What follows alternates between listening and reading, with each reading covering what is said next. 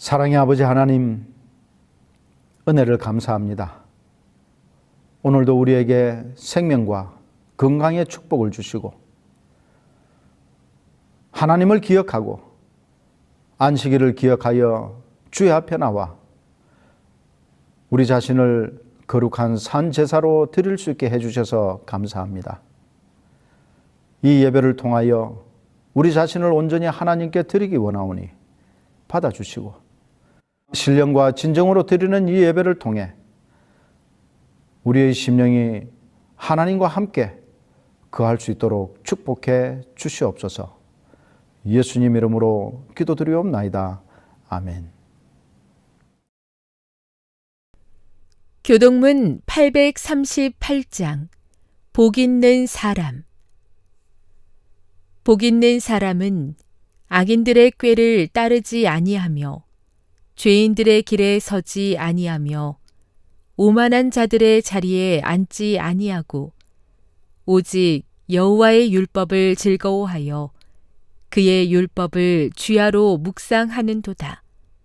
그는 시냇가에 심은 나무가 철을 따라 열매를 맺으며 그 잎사귀가 마르지 아니함 같으니 그가 하는 모든 일이 다 형통하리로다. 악인들은 그렇지 아니하며 오직 바람에 나는 겨와 같도다. 그러므로 악인들은 심판을 견디지 못하며 죄인들이 의인들의 모임에 들지 못하리로다. 무릇 의인들의 길은 여호와께서 인정하시나 악인들의 길은 망하리로다.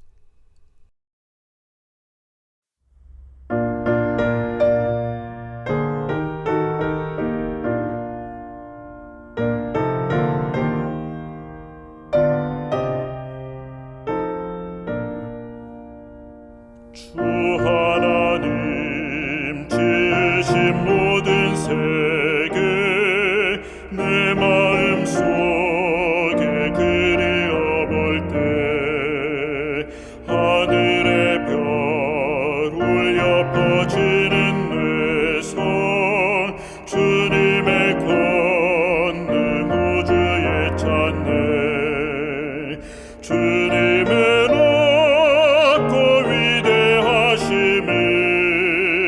내 영혼이 찬양하네. 주님의 높고 위대하심을 내 영혼이 찬양하네.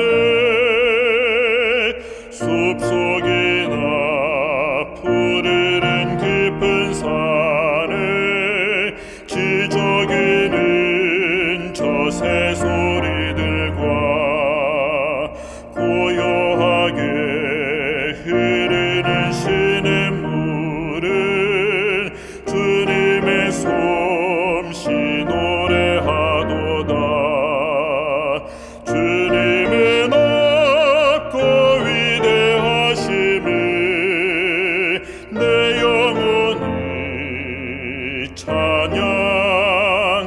찬양하네.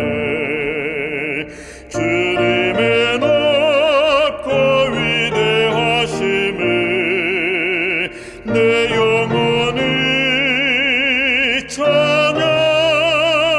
찬양하네. 주 하나님 독생자 아낌없이 우리를 위해 땅에 보내어 십자가에 피 흘려 죽게 하사 내 모든 죄를 구속하셨네. 주님의 높고 위대하심을 내 영혼이 찬양하네. 주님의 높고 위대하심을 내 영혼이 찬양하네. 내 주 예수 세상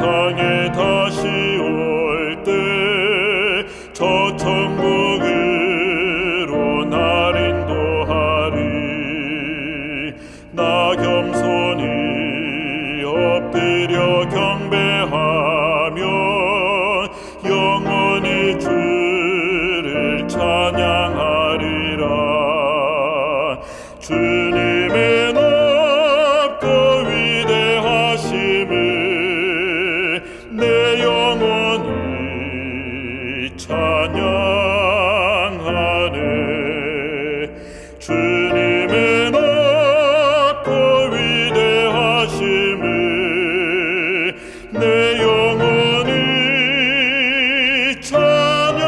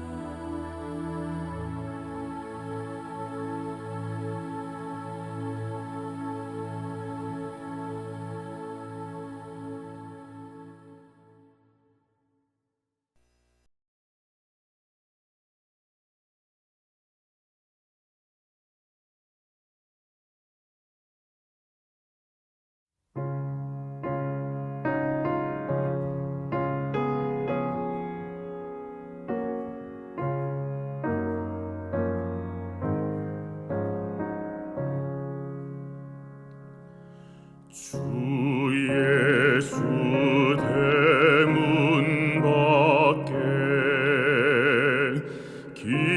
기다려 섰으나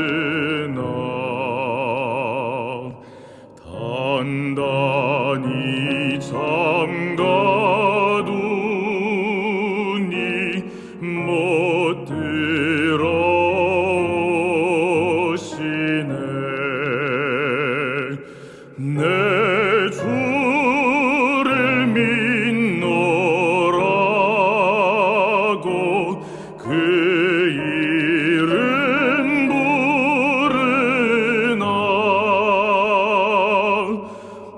문 밖에 세워두니 참 나의 수치라.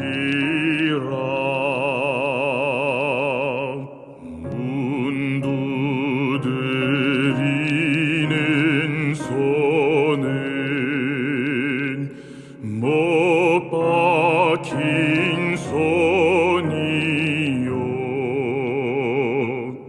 또 가시멸 유관은 그 이마 둘렀네. 이처럼 인내하심 한없는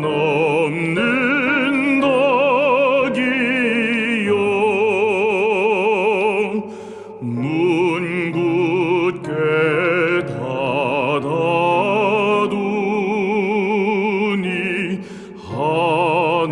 한없는 죄일세.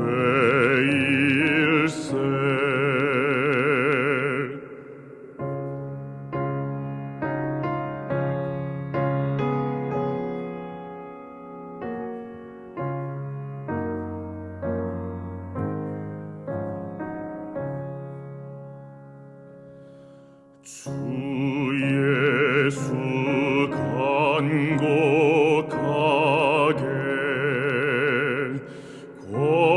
권하는 말씀이 내 죄로 죽은 나를 내 박대할 소냐. 내 죄를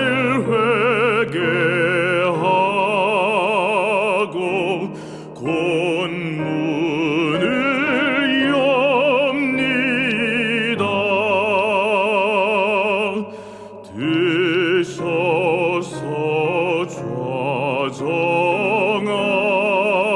좌정하사 떠나지 마소서.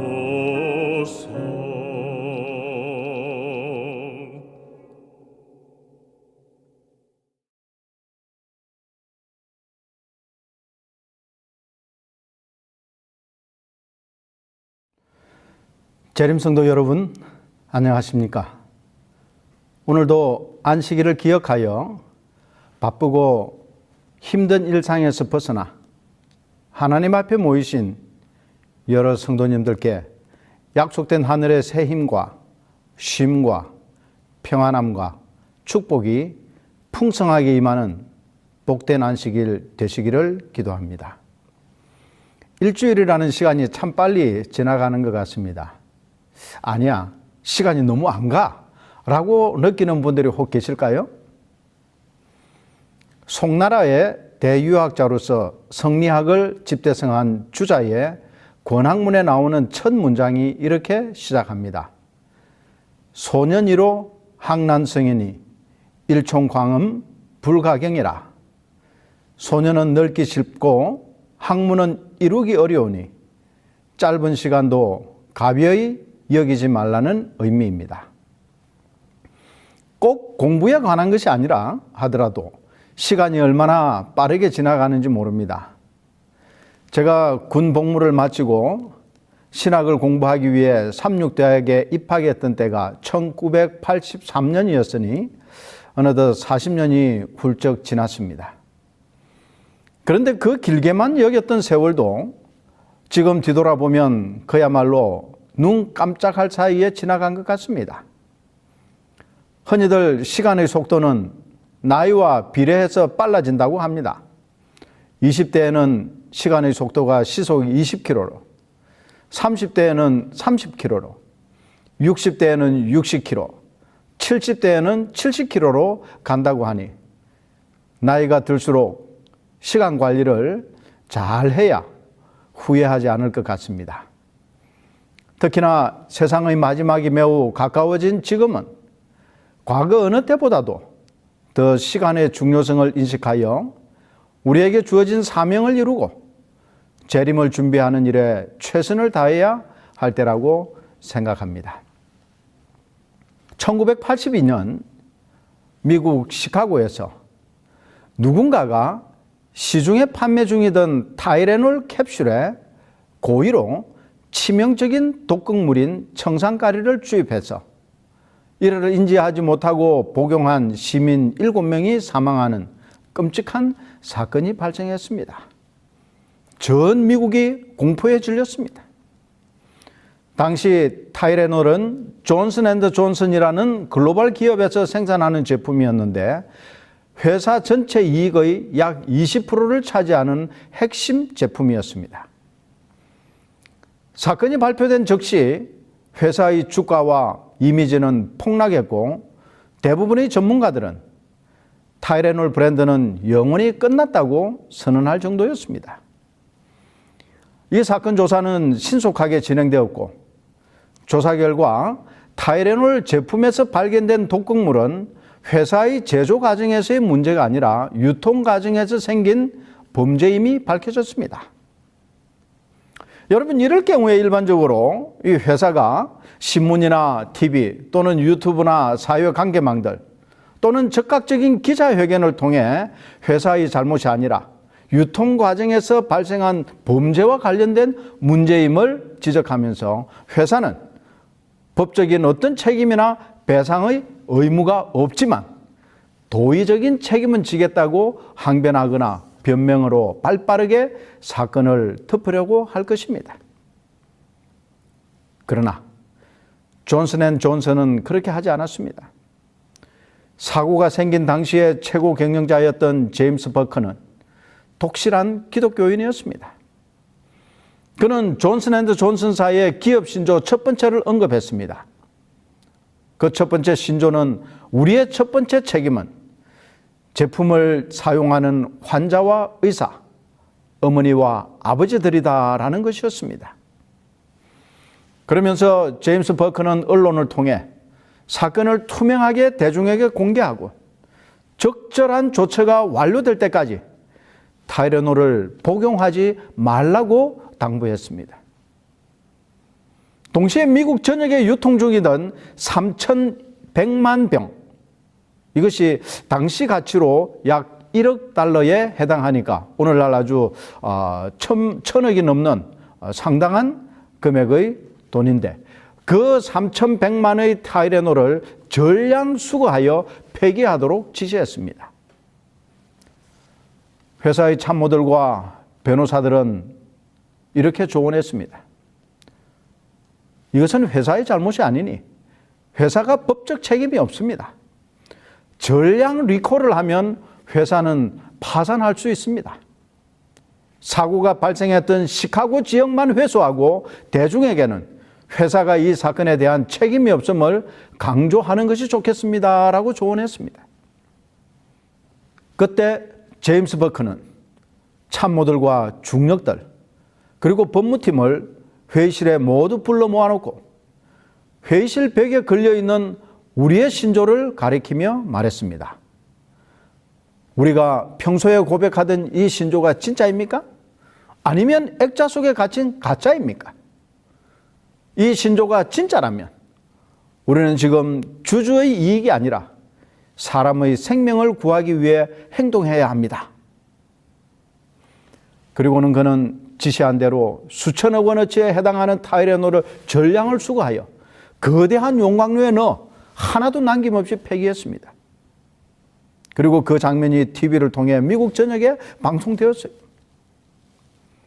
이 회사가 변명하지 않고 책임을 회피하지 않고 오직 사람의 생명을 위해 정직하게 모든 손해를 떠안는 이 기업의 모습에 미국 전역이 감동했습니다. 언론들은 일제히 존슨앤드존슨을 가장 정직하고 신뢰할 수 있는 기업으로 찬양하기 시작했고 회사는 세계 최초로 누구도 유통 과정에서 뜯거나 조작할 수 없는 3중 훼손 방지 포장재를 개발해 제품을 재출시한 결과 이 타이레놀은 불과 몇 달 만에 과거 시장 점유율을 100% 회복했고 전 세계인의 상비약으로 지금까지 판매되고 있습니다. 또한 이 존슨앤존슨사는 현재까지도 정직한 기업으로 미국뿐만 아니라 전 세계인의 신뢰와 사랑을 받고 있습니다. 정직은 때로 매우 큰 고통과 손실과 비난을 받을 수 있지만 정직을 선택하고 손해를 기꺼이 감당하는 정직한 삶을 사는 사람들에게 하나님께서는 번영과 축복과 신뢰와 명예를 쌓을 곳이 없도록 부어 주실 것입니다. 오늘 안식일에는 이 정직에 대해 살펴보면서 과연 나는 얼마나 정직한지 우리 자신을 돌아볼 뿐 아니라 거짓과 위선이 판치고 있는 오늘날 진정한 하나님의 자녀요, 세상의 빛으로서 정직한 삶을 실천하면서 살기를 소망하는 마음으로 최고의 가치 정직이라는 제목으로 함께 은혜를 나누고자 합니다. 먼저 본문의 말씀 신명기 6장 18절을 읽어드리겠습니다. 여호와께서 보시기에 정직하고 선량한 일을 행하라. 그리하면 내가 복을 받고 그 땅에 들어가서 여호와께서 모든 대적을 내 앞에서 쫓아내시겠다고 내 조상들에게 맹세하신 아름다운 땅을 차지하리니 여호와의 말씀과 같으니라. 우리가 잘 아는 격언 중에 정직이 최상의 정책이다 하는 말이 있습니다. 누구나 아마 한 번쯤은 들어보셨을 것입니다. 어떤 사람은 이 말을 세르반테스가 말했다고도 하고 또 영국의 격언이라고도 하고 또 어떤 사람은 미국 건국의 아버지로 여겨지는 벤자민 프랭클린이 한 말이라고도 합니다. 누가 말했든지 간에 이 말이 동서고금을 막론하고 모든 사람에게 큰 교훈과 경종을 울리는 명언으로 인식되어 있습니다.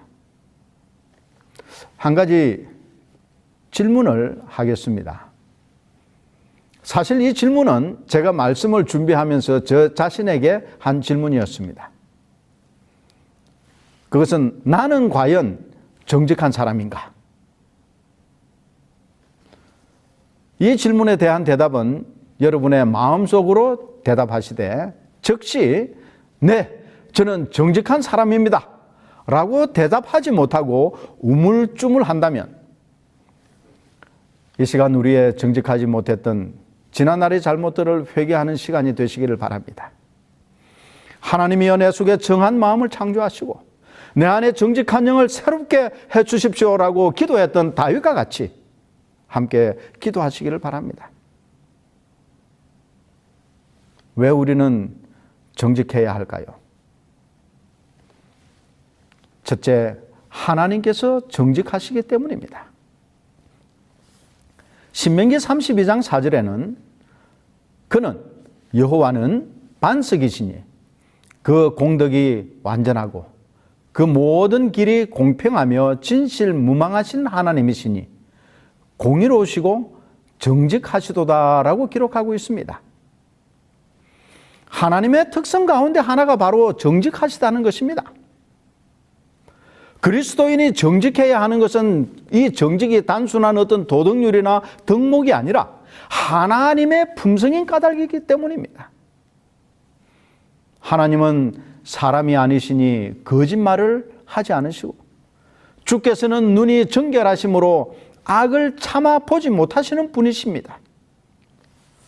그러므로 정직하지 못한 자는 하나님과 함께 있을 수 없고 그분을 만날 수도 없습니다. 다윗의 시로 알려진 시편 24편 3절은 중요한 하나의 질문으로 시작합니다. 여호와의 산에 오를 자가 누구며 그의 거룩한 곳에 설 자가 누구인가? 그리고 곧이어 4절에는 이 질문에 대한 답을 합니다. 곧 손이 깨끗하며 마음이 청결하며 뜻을 허탄한 데 두지 아니하며 거짓 맹세하지 아니하는 자로다. 이것을 한마디로 요약하면 정직한 자만이 여호와의 산, 그분이 계시는 곳에 함께 있을 수 있다는 것입니다. 우리가 잘 아는 종교개혁자 가운데 한 사람인 존 칼뱅은 정직이 하나님과 인간 사이의 언약적 신실함을 반영한다고 보았습니다. 그런 그리스도인들이 세상에서 정직해야 하는 이유를 하나님 앞에서 살아가기 때문이라고 강조했습니다. 하나님 앞에서. 라틴어로 이것을 코람 데오라고 합니다. 하나님 앞에서 정직하는 사람만이 코람 호미니부스, 즉 사람 앞에서, 그리고 더 나아가 코람 문도, 세상 앞에서 정직하게 사는 사람인 것입니다. 두 번째 우리가 정직해야 할 이유는 이것이 그 사람을 평가하는 기준이 되기 때문입니다. 어떤 물건의 무게는 우리가 저울을 사용해서 측정을 합니다. 길이를 잴 때는 자를 사용합니다. 그러면 사람을 평가하는 기준은 무엇일까요? 성경은 우리에게 정직이라고 말해주고 있습니다. 오늘 본문 신명기 6장 18절에 나오는 정직이라는 히브리어 야사르는 정직한 이라는 의미 외에도 곧은, 올바른, 똑바른, 정당한으로도 번역이 됩니다. 다시 말해 이 야살, 정직이라는 것은 그 사람의 특성과 품성을 나타내 주는 것입니다. 어떤 사람인지를 알려주는 품성과 인격의 척도가 바로 정직인 것이에요. 성경 열왕기 상하, 역대 상하는 이스라엘의 역사를 다루는데 거기에 많은 왕들의 이름이 등장합니다. 다윗 왕 이후로 왕위가 다윗의 후손들에게 세습되었는데 이 왕들의 이름들이 순서대로 열왕기서와 역대서에 기록되어 있습니다. 이 등장하는 수많은 왕들의 특성을 두 가지로 나눈다면 하나는 악한 왕들과 또 하나는 선한 왕들로 구분할 수 있습니다. 그런데 그 선한 왕을 특정 지어주는 한 가지 기준이 있는데 그것이 바로 정직입니다. 이 역사서에 등장하는 선한 왕들을 언급할 때마다 여호와 보시기에 정직히 행하고라는 표현이 꼭 따라 붙는 것을 볼 수 있습니다. 성경 가운데 가장 정직했던 사람으로 꼽을 수 있는 다윗에 대해서도 이렇게 표현하고 있습니다. 이는 다윗이 헷사람 우리아의 일 외에는 평생에 여호와 보시기에 정직히 행하고 자기에게 명하신 모든 일을 어기지 아니하였음이라고 기록하고 있습니다. 이처럼 이 정직은 그리스도인이 어떠한 사람인지를 평가하는 기준이 되는 것입니다. 영국의 위대한 설교가였던 찰스 스펄전은 하나님의 자녀는 진리의 사람이어야 한다. 만약 그리스도인이 정직을 잃는다면 그는 세상에 복음을 전할 모든 영적 권위와 자격을 잃는 것과 같다고 말했습니다.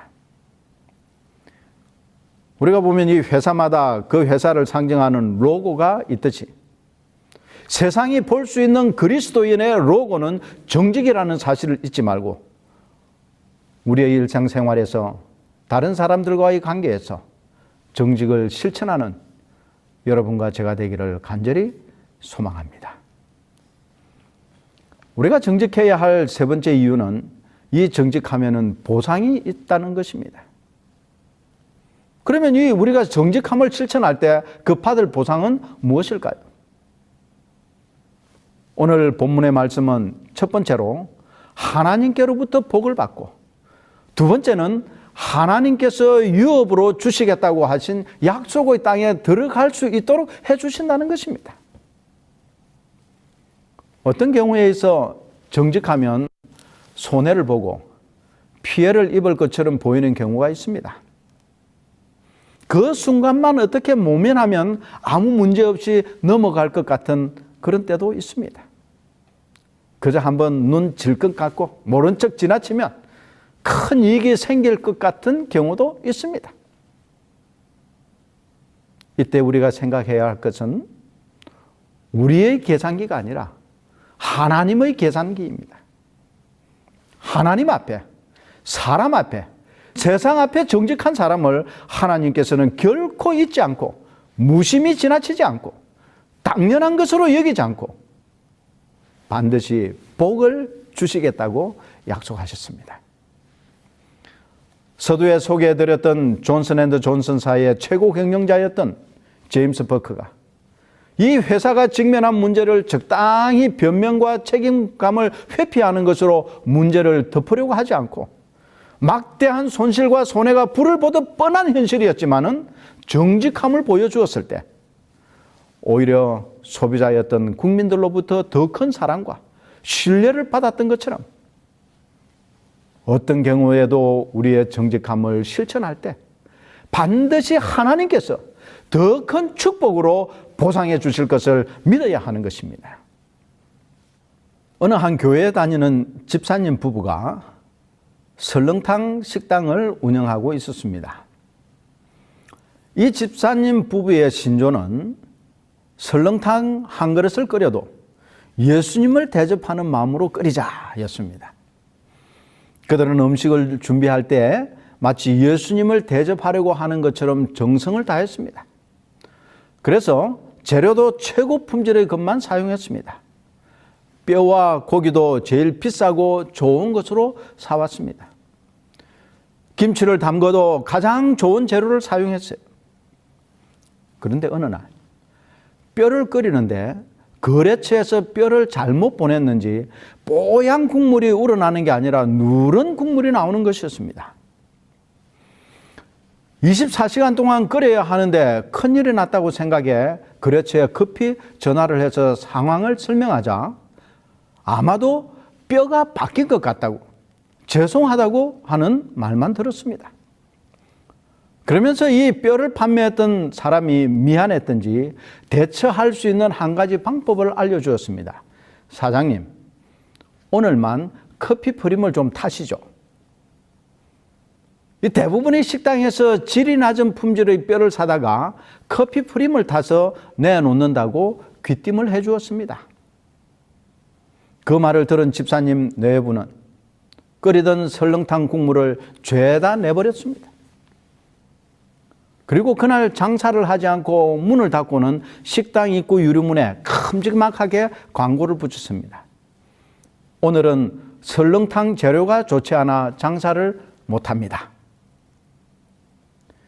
하루 장사를 못하는 손해에다 재료를 다 버렸으니 손해가 이만저만 아니었습니다.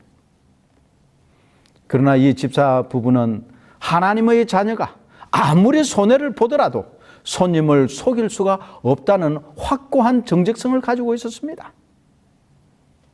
그런데 그렇게 손해보고 그날 장사를 망친 것으로 끝난 게 아니었습니다. 이들의 정직함을 하나님이 보셨어요. 하나님께서 이 부부가 운영하는 식당에 복을 주시는데 그날 이후 그 설렁탕 집에 와서 있었던 일에 대한 소문을 들은 사람들로 문전성시를 이루었습니다. 그렇게 장사가 잘 되어 지금은 체인점까지 내게 되었다는 것입니다. 성경은 우리에게 정직을 실천할 때 분명한 보상과 축복이 있음을 약속하고 있습니다. 그러나 혹 그리 아니하실지라도 하나님 앞에서, 사람 앞에서, 세상 앞에서 우리의 정직성을 나타내어야 하는 것입니다. 이것이 하나님의 자녀로 이 세상을 사는 모든 그리스도인들이 드러내야 할 품성이요 최고의 가치인 것입니다. 최근에 기독교 윤리 실천 운동이 발표한 2026년 한국교회 사회적 신뢰도 여론조사라는 것에 따르면 아주 충격적인 내용이 들어 있었습니다. 한국 기독교에 대한 신뢰도를 묻는 질문에 한국 교회를 신뢰하지 않는다고 응답한 비율이 무려 75.4%나 되었습니다. 신뢰한다는 응답은 겨우 19%에 불과했습니다. 다른 종교에 비해 현저하게 낮은 신뢰도였습니다. 참 서글픈 결과예요.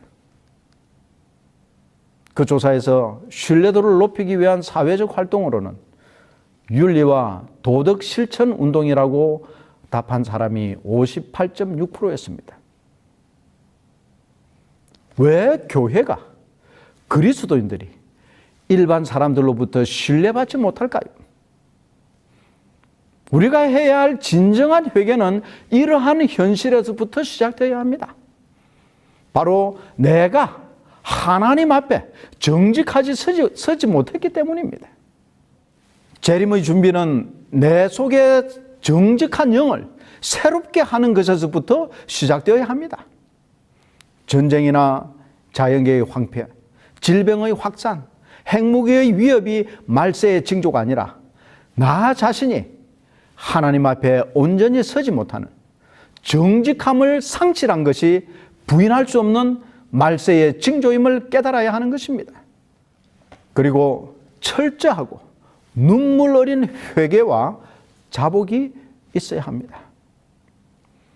오늘 본문의 말씀이자 정직한 자에게 주시는 하나님의 약속의 말씀을 읽어드리고 오늘 말씀을 마치겠습니다.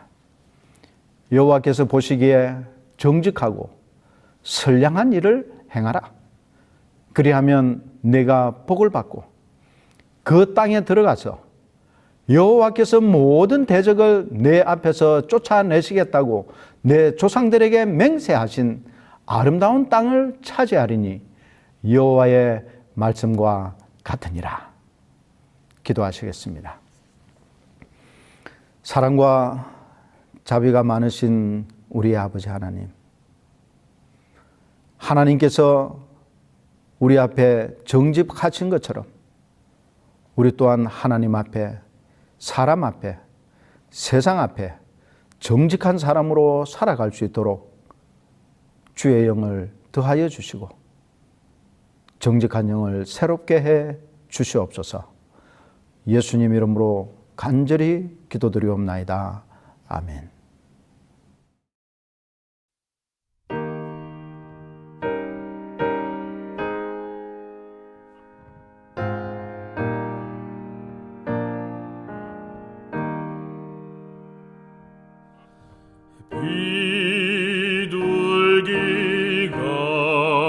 비둘기같이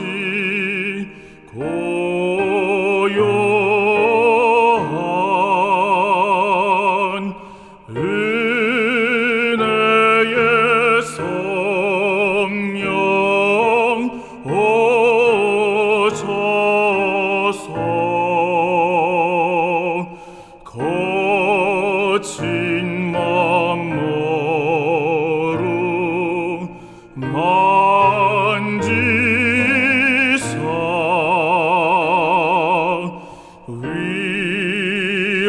위로와 화평 주소서.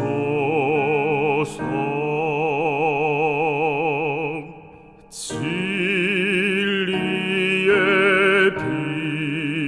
빛을 비추사 주의 길 바로 걸으며 내 맘에 주님 모시고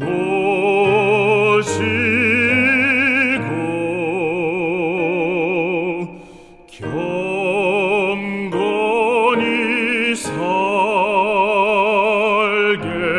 하소서. 주님과 동행하면서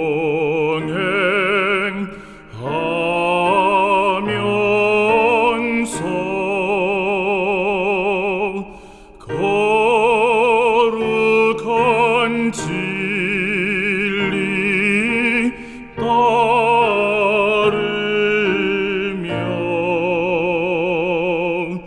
구세주 예수 붙잡고 길 잃지 말게 하소서.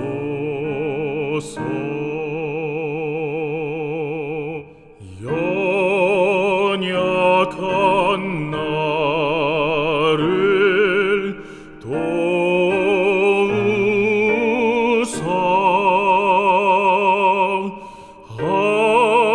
하늘의 먼 길 닫아서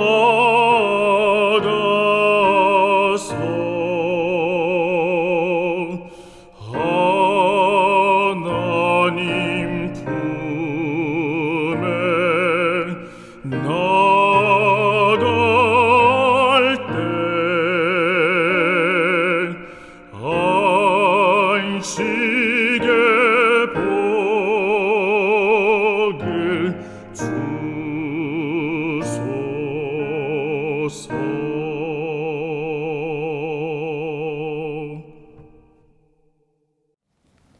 아버지 하나님의 무한하신 사랑과 우리를 향한 예수 그리스도의 끊임없는 희생과 사랑, 그리고 성령 하나님의 다함없는 교통하심이 하나님 앞과 세상 앞과 사람 앞에 정직하게 살고자 결심하는 당신의 백성들에게 이제로부터 영원까지 함께하여 주시옵기를 간절히 축원하옵나이다. 아멘.